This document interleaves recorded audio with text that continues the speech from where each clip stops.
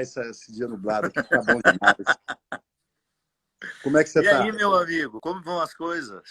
Estamos aqui, né? Turma toda dentro de casa, graças Você a está do Deus, a gente... tamanho família, né? Nunca esteve tão do tamanho família. quarentena, tamanho família, padre. Você já tinha vivido algum tempo assim, de tanta proximidade com a família, ou está sendo raro isso? É esse tipo de convívio em que a gente... eu tenho dois adolescentes, né? Um de 16, uma de 14, e já querem E tem casa que de medicar, amigos. não?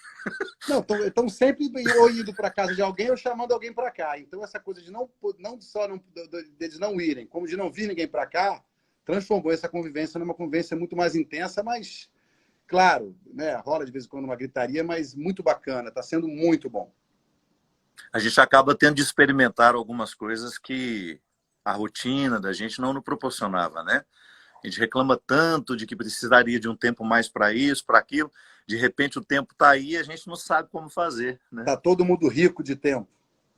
Nunca tivemos tanto tempo, nunca.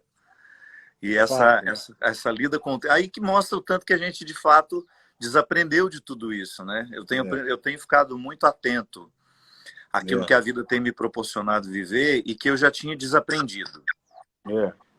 Eu acho que, às vezes, a gente não só gasta muito tempo na batalha, nas conquistas necessárias para o nosso dia a dia, como sem tempo contemplar o que a gente já tem e agradecer, né, padre? Eu sou muito copioso nessa...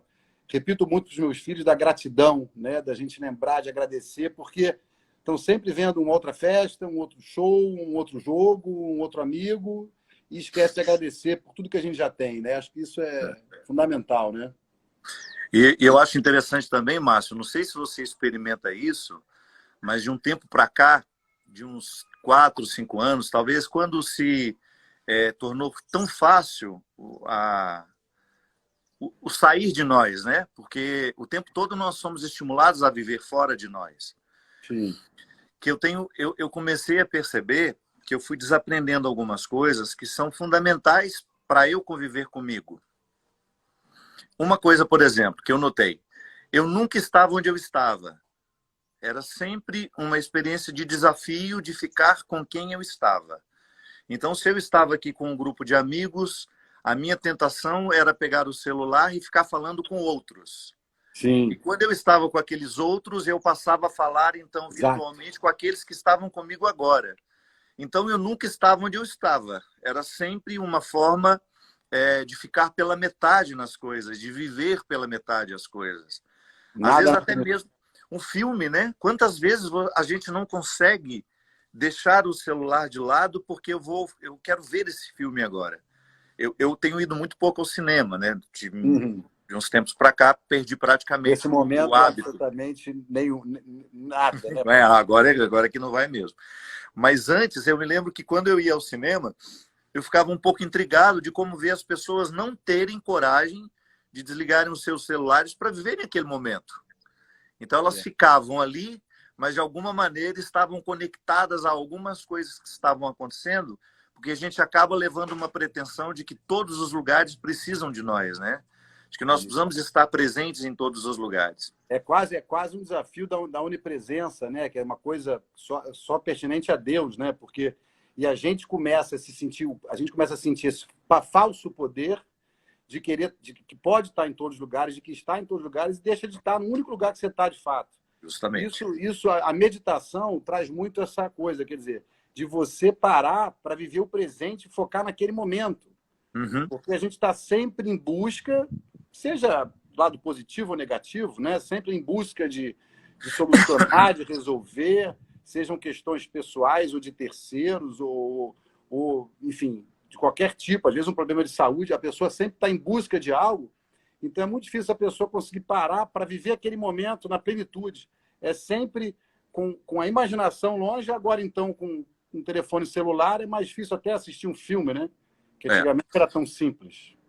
Eu estava conversando essa semana com a Mariana Belém, que é uma grande amiga minha, filha da Fafá, e ela fala, vai, padre, eu estou com uma dificuldade enorme de ler, ela disse, estou com uma dificuldade enorme de ler. Eu gosto de ler, mas eu pego um livro e daqui a pouco eu sinto que minha mente já foi longe, já estava completamente no outro lugar. Falei assim, por isso que é importante, Mari, a gente ter o ritual da meditação. Eu sinto que nós, católicos, cristãos, não aprendemos muito isso, Márcio. Nós precisamos assumir um pouco disso dos orientais. As religiões de origem oriental, elas ensinam, elas batem um pouco mais nessa tecla, na necessidade que nós temos de ficar em nós para esse encontro com Deus. Deus não está fora de nós, Deus está dentro. Ah, mas então para que eu vou à igreja? Para ficar dentro de mim. Eu faço alguns deslocamentos geográficos porque aqueles lugares aonde eu vou me proporcionam a experiência de ficar em mim. Da mesma forma como algumas pessoas também representam isso para nós. Há pessoas que nos dispersam e há outras que têm um poder enorme de nos fazer ficar em nós. Aí eu falava, Mari, passe pela experiência de fazer 10, 15 minutos de meditação todos os dias. Dentro do catolicismo, nós chamamos isso de Lectio Divina, que é a meditação da palavra de Deus. Mas não vá por outro caminho. Comece a aprender a disciplina de ficar quieta, que é não pensar em nada. Meu Deus, como é difícil. A gente ficar com a mente vazia, a gente não ter a experiência, a gente não ter aquela necessidade de ficar pensando em um monte de coisa, em um monte de situações. E a gente vai criando, como você mesmo estava dizendo, essa pretensão de que nós precisamos estar em todos os lugares, de que nós estamos necessitados de falar o tempo todo, o que não é verdade. Nós vamos desmentir isso, né? Verdade. Eu falo muito para os meus filhos, é muito difícil, porque eu tenho o hábito de meditar, a minha esposa também, e eu tento levar isso para os meus filhos. Eles falam exatamente a mesma coisa. A maior dificuldade de todas é esvaziar a mente, porque a mente é uma usina, né, criativa, que você não para, ali, né?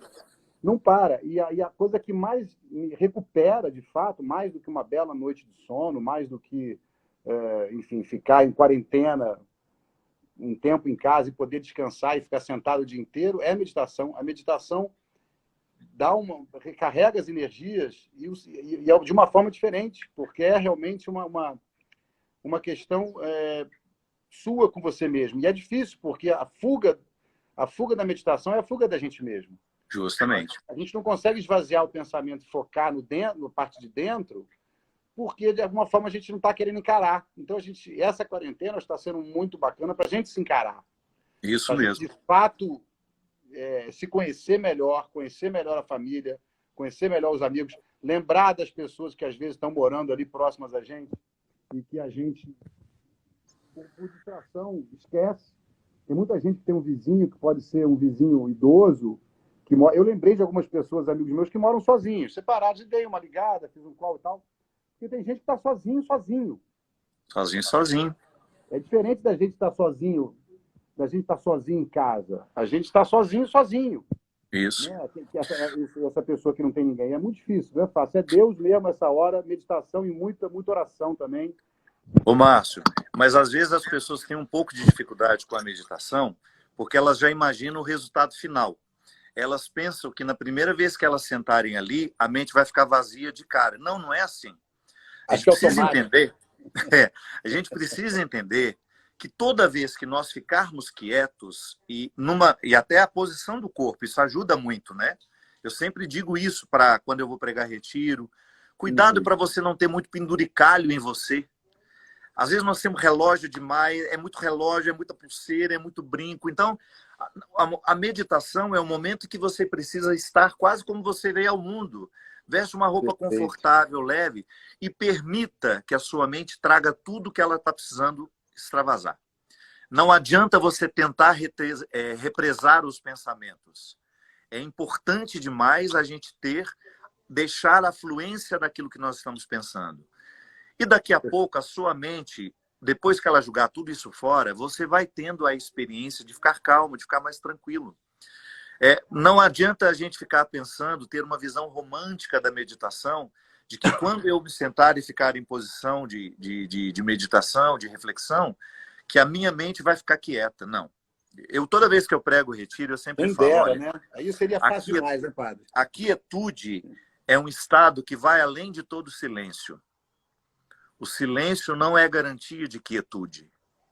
E nem tampouco a gente pode pensar a quietude desvinculada dos nossos problemas. Não, não existe isso. Eu me lembro quando às vezes eu ia fazer retiro, eu escutava muito isso. Largue os seus problemas lá fora, velho. Como, meu Deus do céu? Vocês estão todos aqui. Eu vim rezar justamente porque eu preciso conviver melhor com os meus problemas. De propósito. Como é que eu vou largar os problemas do lado de fora? Então essas visões eram muito equivocadas.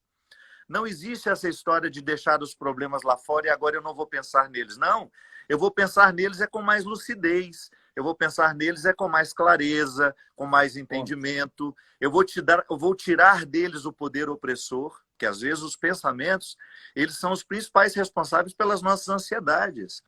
Eles são responsáveis por criar em nós fantasmas terríveis que nos impedem de dormir. E por isso a gente precisa ficar tomando 3, 4 remédios para poder ficar calmo. A gente tem todo um mecanismo que Deus criou que é próprio para criar a tranquilidade. Nós temos um Rivotril natural que se chama respiração.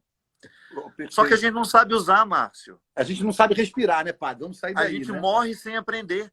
É muita gente que não sabe respirar. Vamos falar sério, né? É a primeira batalha, né? A gente morre sem aprender. Vou acender o sol aqui, tá bom? Isso, acenda o seu sol. Eu vou acender o meu sol aqui de cano de olho aqui para eu enxergar. A gente morre sem aprender coisas que são fundamentais na nossa vida.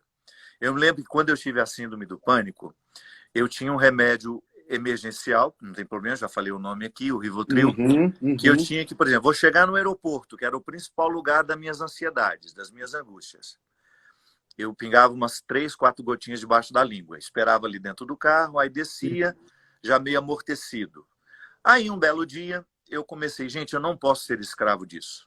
Não é possível que eu, que sou tão interessado em mim, falo tanto de experiência de autoconhecimento, nunca compreendi o meu processo religioso dissociado do meu autoconhecimento, não é possível que eu vou morrer de escravo desse Rivotril.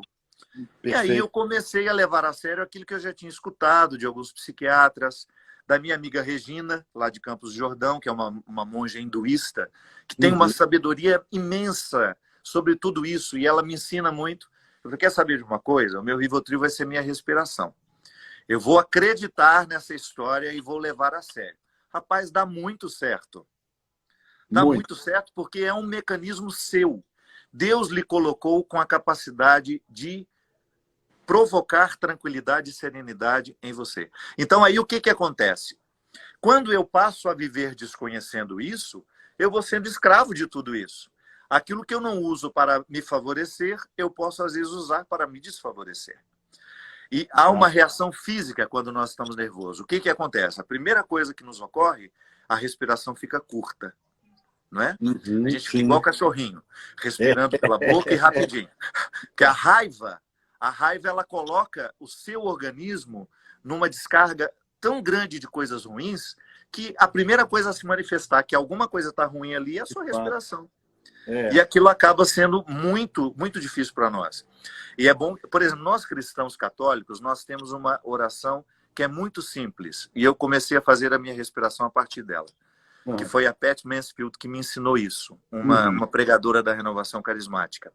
Num retiro que eu fiz lá em Jerusalém com ela. Ela dizia assim, toda vez que você precisar se acalmar, utilize-se do seu mecanismo de respiração usando de uma oração muito simples, que é a frase, vinde Espírito Santo. Então aí eu sempre mentalizo, que às vezes eu estou no aeroporto e não posso falar, vinde Espírito Santo, vinde Espírito Santo. Então o que eu faço? Você não vai achar que eu estou louco, né? O que eu faço? Respiro profundamente e penso isso, vinde Espírito Santo. E quando eu sopro, quando eu expiro, eu estou jogando fora toda a ansiedade, todo o mal-estar, tudo aquilo que me pesa. Márcio, você não faz ideia de como isso tem tido efeito em mim. Você cria um mantra com essa frase. Eu crio um mantra com essa frase. E o que é mais bonito, eu trago um instrumento cristão para a meditação. Sensacional. Não é verdade? Porque eu não sabia, eu ia falar de meditação, nem sabia. Será que o padre vai curte essa história de meditação? Eu não sabia. E é impressionante, porque se alinha absolutamente, porque você, quando se enxerga interiormente, você começa a ver Deus com muito mais clareza, né? Porque hoje, não, como se não bastasse, né, padre? Tudo que você falou, quer dizer, toda essa questão da nossa mente ficar muito, sempre eufórica com quantidade de informações que a gente absorve de todos os lados, hoje ainda tem os eletrônicos, que não só distraem a gente, como demandam a nossa atenção. Justamente, a pessoa fala, te mandei um WhatsApp, né? eu vi que você viu o WhatsApp, você não respondeu. Te mandei o e-mail, você não leu.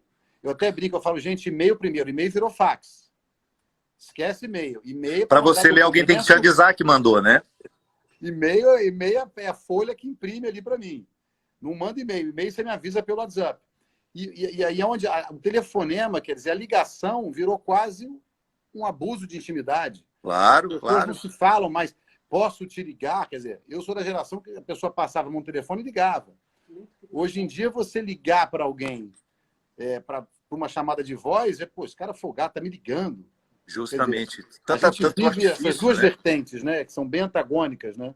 Mas quando você fala aí, por exemplo, da meditação, primeiro que eu sempre fui um curioso sobre tudo aquilo que as outras religiões podem me ensinar.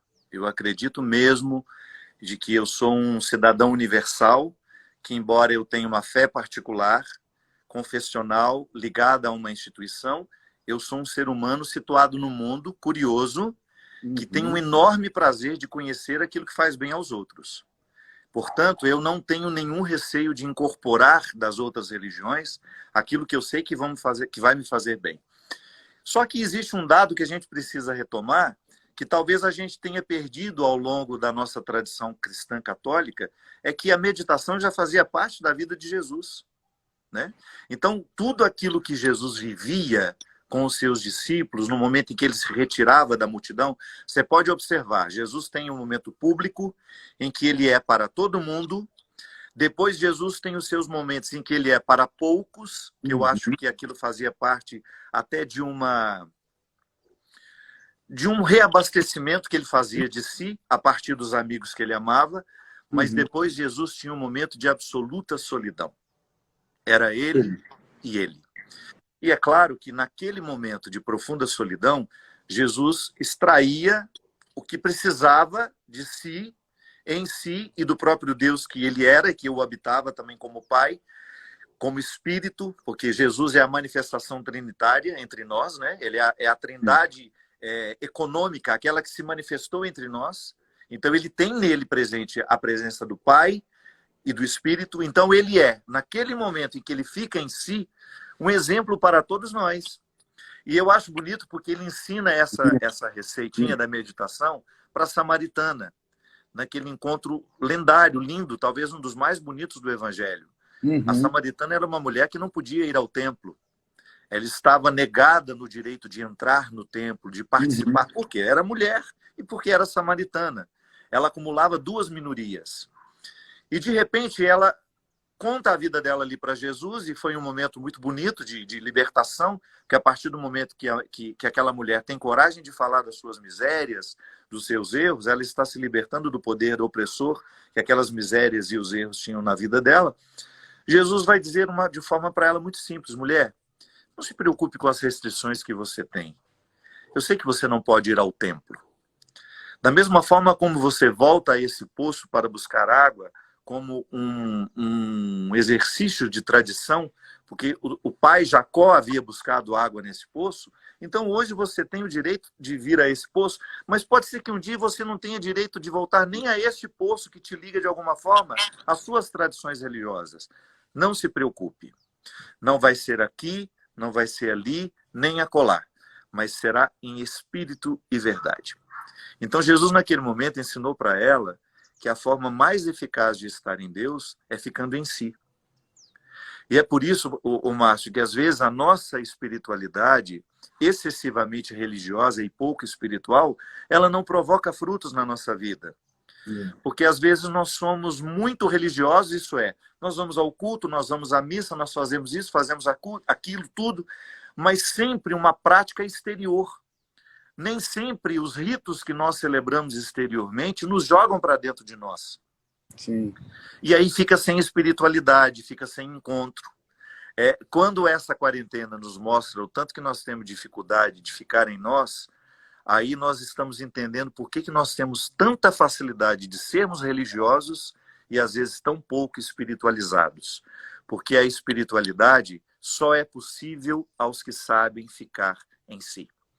Somente aqueles que aprendem o exercício, que chega pela meditação, chega pela oração, você pode dar o nome que quiser. Eu, quando eu pego um livro, por exemplo, estou aqui, sou um leitor, pego um livro, nesse caso aqui, O Enigma da Graça, do Caio Fábio.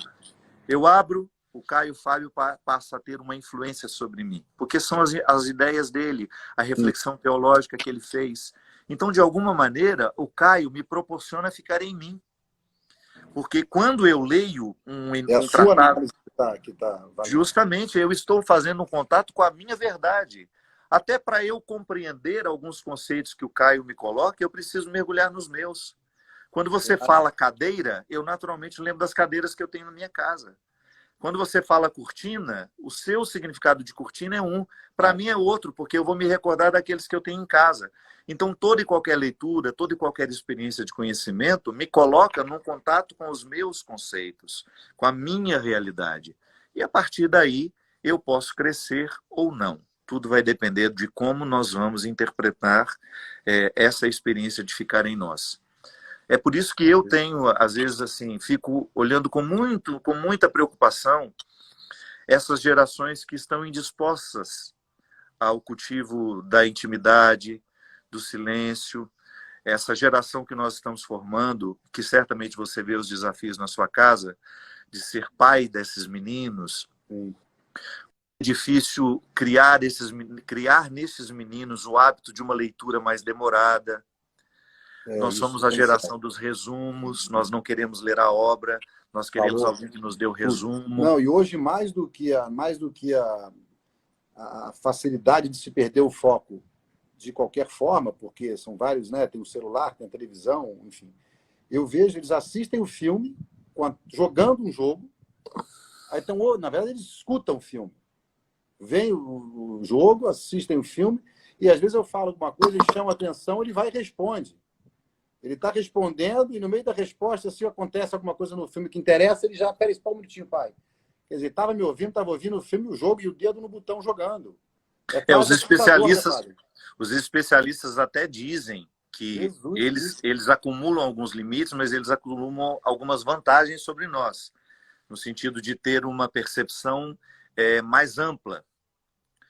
Mas quando nós estamos sofrendo e quando nós estamos precisando viver uma dificuldade, Márcio, se a gente não sabe ficar em nós, é muito difícil superar. Eu acho que é isso que é tão prejudicial nessa perda que nós identificamos hoje na sociedade. Cada vez mais as pessoas estão indispostas aos processos que nos levam aos resultados. Então, pronto, aí você resumiu bonito agora. Pronto. Quer ficar forte? Aí, como é que é, padre? Como é que é? Repete essa frase aí, que essa frase eu quero guardar. Cada vez nós estamos cada vez mais indispostos aos processos que nos levam aos resultados. Nós queremos os resultados, mas nós não queremos os processos. Então, a pessoa quer ficar logo forte na última linha, né? Isso. Quer ficar forte da noite para o dia. Aí ela vai, toma anabolizante, que é um problema para o organismo dela, organizar tudo aquilo, mas ela desconhece que a disciplina... 3 meses você muda tanta coisa no seu corpo com disciplina. 3 meses de alimentação. Né? Para mais tempo, né? Inclusive, uma mudança que é duradoura. Isso. Todo mundo pode emagrecer 10 quilos numa semana, com uma restrição absoluta que ninguém dá conta de viver depois. Agora, aí termina, passou a festa, o vestido serviu, o terno entrou, voltamos à vida antiga. É isso que não transforma a vida de ninguém, quando nós não percebemos a capacidade que os processos têm de criar bons hábitos em nós. Nós deveríamos ter o hábito de, pelo menos, ler 10 páginas de livros, aconteça o que acontecer. Nós deveríamos ter esse hábito. Eu tenho o hábito de ler 50. Eu tento, padre, na 10ª, eu leio, assim, eu sou muito bom de ler em avião. Eu leio praticamente todo dia, à noite, mas eu durmo, padre. Mas é bom sinal. É um bom sinal. Mas eu começo a ler, eu falo, por quê? Tem vezes que eu deito na cama, eu falo, putz, hoje eu vou acabar com o livro. Faltam aqui 50 páginas, eu vou ler. Chega na página 10, eu tô... Por que Mas isso? aí você tem o bom efeito do livro também, que é nos acalmar. E acalma tanto que dorme. Significa que, de alguma forma, está dando efeito na sua vida. Isso é bom. Verdade, é claro que uma leitura que você precisa assimilar, vou dar uma palestra amanhã, eu preciso ter um contato com esse texto. Eu vou arrumar uma forma de ler que eu não durmo. Não posso ler sentado, não posso ler em pé, ou melhor, não posso ler deitado. Então, você vai ter que criar uma rotina para você favorecer o hábito. Sim. Porque senão... Eu acho assim, eu posso estar um pouco iludido, romantizando a situação, mas eu acredito que a quarentena está sendo uma oportunidade maravilhosa de nos mostrar que algumas coisas nós precisamos aprender. Algumas nós precisamos retomar, outras nós precisamos aprender. Quem não tem hábito de leitura deve estar sofrendo muito nesses dias de hoje. Ah, com certeza. Com certeza. Padre, tocou meu despertador aqui, ó, são 18 horas. Posso pedir um favor? Pode, claro. Todos os dias às 18 horas eu faço uma oração. Poxa, queria ter a honra de você fazer essa oração, puxar essa oração comigo. Ó, são 6 em ponto. Agora. Vamos fazer uma oração que eu faço com um monte de seguidor meu, que a gente faz uma oração todo mundo junto. Ó, tem 16 mil pessoas vendo aqui. Se todo mundo rezar junto, a gente vai fazer um bem danado, não vai? Vamos, enorme. Ai, que delícia. Então, poxa, vai ser um prazer. Puxa aí para nós, então. Faça como você sempre faz. Não, você faz. Eu quero que você... Não. Mas qual é a oração que você faz? Ah, eu rezo o Pai Nosso, Ave Maria. Eu sou nada criativo. Você aqui, por favor. Eu fico mentalizando sozinho. Então, vamos fazer o seguinte. Vamos rezar a oração do Espírito Santo, que é aquela que eu te falei, que tem uma frasezinha inicial, que é um mantra, mas que ela tem um texto maior que a gente pode fazer toda vez que nós precisarmos de iluminação interior. Pode ser? Pode ser, tá ótimo. Em nome do Pai, do Filho e do Espírito Santo. Amém. Vinde, Espírito Santo, enchei os corações dos vossos fiéis e acendei neles o fogo do vosso amor. Enviai o vosso Espírito e tudo será criado, e renovareis a face da terra. Oremos. Ó Deus, que instruíste os corações dos vossos fiéis, com a luz do Espírito Santo, fazei que apreciemos retamente todas as coisas, segundo o mesmo Espírito. Nós pedimos também que o Senhor hoje derrame as suas luzes sobre os nossos entendimentos, sobre as nossas famílias de maneira especial, para que nos conceda neste tempo de quarentena a sabedoria necessária para extrair deste momento de tanta dificuldade uma comunhão que nos conecta a todas as pessoas deste mundo todo. Uma comunhão que nos faz lembrar que somos irmãos, que estamos nas mesmas lutas, embora vivendo de forma diferente este momento, alguns com mais conforto, outros com muito menos, alguns com excessos, outros com ausências. Nós queremos pedir que hoje o Espírito Santo possa provocar no nosso coração o sentimento de solidariedade, que nos faz querer fazer por todos aqueles que passarem pela nossa vida o bem que nós tanto desejamos que no mundo se instaure. Que o Espírito Santo nos ilumine nesse dia, para que ele possa nos confortar, nos trazer alento, aliviar o coração dos que sofrem, dos que estão angustiados, trazer uma luz muito especial àqueles que estão confusos, que não sabem como proceder. Que o sangue precioso de Jesus possa ser derramado pela força do Espírito Santo sobre todos os que estão angustiados neste momento. De maneira especial sobre os deprimidos, de maneira muito especial sobre os que hoje estão pensando em retirar as suas vidas. Para que o Espírito Santo sopre na vida de cada um de nós, trazendo a alegria de viver e um novo alento para que nós possamos enfrentar cada momento, cada instante, com muita disposição e viver os benefícios de tudo isso. Em nome do Pai, do Filho e do Espírito Santo. Amém. Deus abençoe a todos nós, Padre. Que lindo. Amém. Meu amigo, eu tenho pensado muito nessas pessoas que precisam administrar depressão e este momento de reclusão. Já é um desafio enorme administrar a depressão no dia a dia.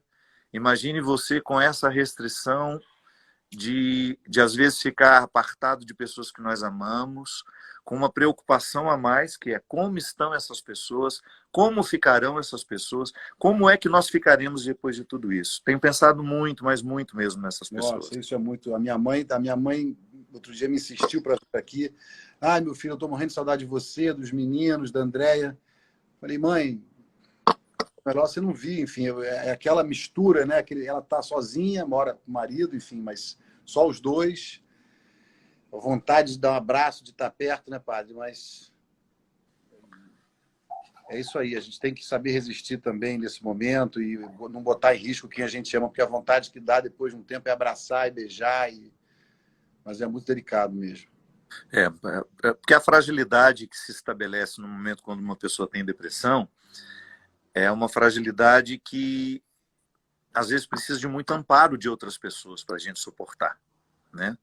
A depressão na solidão é muito difícil, é muito difícil. Eu me lembro quando eu precisei enfrentar aqui o meu calvário, a coisa que mais eu pude agradecer a Deus é que eu estava rodeado de pessoas que me amam. E já não é fácil, né? Viver a restrição, ou melhor, viver essa limitação de você não ter interiormente os motivos para dar continuidade à vida e ainda fora de um convívio agradável é muito difícil. Aliás, eu penso muito nisso, sabe, Márcio? Que a maior riqueza que nós podemos ter na vida é a nossa ambiência afetiva. As pessoas que, de alguma forma, têm uma autoridade emocional sobre a gente, né? É tão bom quando você percebe que você se cercou de pessoas que conseguem extrair o que você tem de melhor, pela forma como lhe abordam, pela forma como lhe estimulam. Isso é uma riqueza enorme. É muito bom. Muito bom. Eu fico assim, a minha vida, eu só tenho gratidão, eu não tenho... Às vezes eu me pego pedindo alguma coisa no meio da oração e eu penso assim, eu estou pedindo, mas se for para reverter isso para outra pessoa que está precisando mais e tal, pode fazer, pai, não precisa... Quando eu fico naquele papo íntimo ali com Deus, né, conversando, eu fico pensando, gente, não tem direito de pedir nada, pai. Eu não me vejo no direito de pedir nada. Eu tenho 4 filhos saudáveis, uma vida maravilhosa com a mulher que eu amo e uma casa bacana, um emprego que eu queria. Então, na minha oração, eu só coloco realmente... Meu pedido é sempre por alguém que eu lembro, por um amigo que eu lembro, por essas pessoas que estão passando por dificuldade. Não tem ninguém na minha família com depressão. Os meus parentes são todos, claro que nenhuma família é perfeita, enfim, tem ali uma discussão, uma discórdia, mas nada, não tem uma briga. Então, a gente tem que agradecer. E eu vejo também pessoas que têm muito mais do que eu, enfim, e às vezes estão ali, não só não agradecem, como continuam querendo. E não param para respirar, e parece que é um dia depois do outro para querer chegar no alto da montanha, que eu não sei que montanha é essa. Olha, eu de um tempo para cá, eu tenho rezado de uma forma muito diferente, sabe? Eu não tenho o hábito de pedir nada. Eu acho que a oração mais madura é aquela que nos ensina a fazer a entrega. Entregar a situação para Deus. E eu não sei o que é melhor. Eu tenho tanto medo de ficar pedindo a Deus o que eu quero, sabe? E às vezes o que eu quero não é o que eu preciso. Às vezes o que eu quero não é o que de fato precisa acontecer. Quantas vezes eu estou equivocado no meu ponto de vista e fico insistindo que Deus faça aquilo? Deus não vai fazer aquilo que de fato não é o melhor. Então, eu fico mais confortável em rezar assim, sabe? Olha, Senhor, tá aqui, o que eu quero é isso, mas pode ser que não seja o melhor. Não me privo de dizer o que eu quero, não. Eu tenho como um amigo. Eu gostaria isso, né? Eu gostaria isso, mas o Senhor sabe. Pode ser que eu esteja equivocado. Então, me dê a sensibilidade de perceber que aquilo que eu estou pedindo para o Senhor não é o mais justo, não é o melhor para mim. Eu já sei que, às vezes, Deus fechou portas porque Ele queria que eu prosseguisse de uma forma mais equilibrada, mais humana.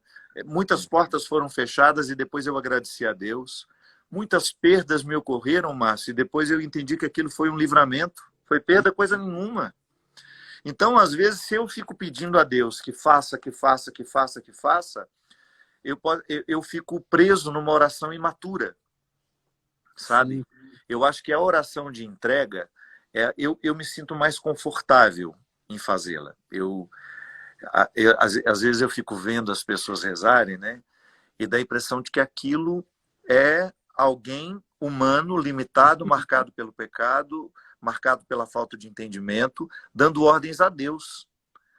Às vezes, alguma oração que eu escuto por aí, algumas orações, são verdadeiras ordens que as pessoas estão dando a Deus. Eu determino, eu faço isso.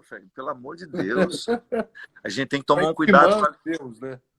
É mesmo porque a gente começa a colocar naquelas pessoas uma ilusão de que nós estamos mandando em Deus. Isso fica uma linguagem quase que inconsciente.